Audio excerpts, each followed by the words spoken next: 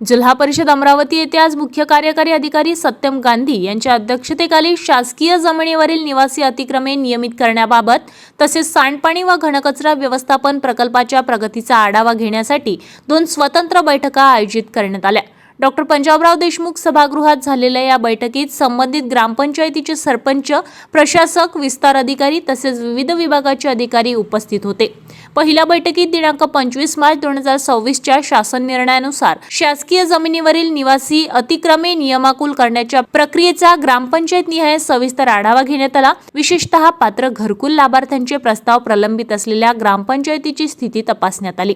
शासनाचे प्रचलित नियमानुसार पडताळणी करून घरकुल प्रस्ताव रिमांड करण्याबाबतची कार्यवाही करण्याबाबत तसेच अतिक्रमण नियमित करण्याची पात्र लाभार्थ्यांचे सर्व आवश्यक दस्तऐवजासह प्रस्ताव संबंधित तहसील कार्यालयात तातडीने सादर करण्याचे निर्देश देण्यात आले।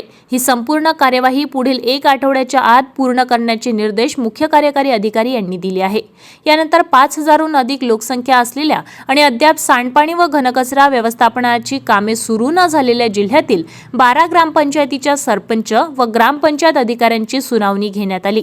यावेळी संबंधित ग्रामपंचायतींनी प्रकल्पासाठी आवश्यक जागा पुढील 8 दिवसात उपलब्ध करून द्यावी असे स्पष्ट निर्देश देण्यात आले।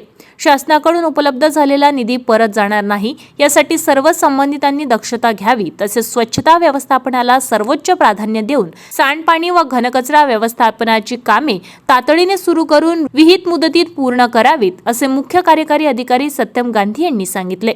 दोन्ही बैठकींना जिल्हा ग्रामीण विकास यंत्रणेच्या प्रकल्प संचालक श्रीमती प्रीती देशमुख, उपमुख्य कार्यकारी अधिकारी बाळासाहेब बायस, उपमुख्य कार्यकारी अधिकारी पाणी व स्वच्छता डॉक्टर प्रफुल्ल बोरखडे, ग्रामीण पाणीपुरवठा विभागाच्या कार्यकारी अभियंता स्नेहा धावडे तसेच संबंधित विभागाचे अधिकारी व कर्मचारी यावेळी उपस्थित होते।